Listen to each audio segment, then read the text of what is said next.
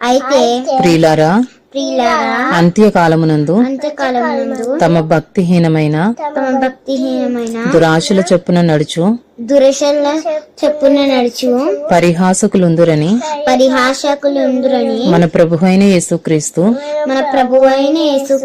అపోస్తలులు పూర్వమందు మీతో చెప్పిన మాటలను జ్ఞాపకం చేసుకొనుడి.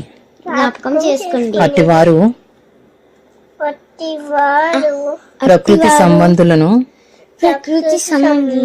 ఆత్మ లేని వారునయుండి భేదములు కలుగజేయుచున్నారు.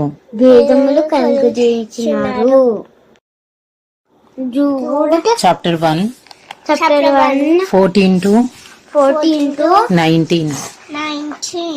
It was also about these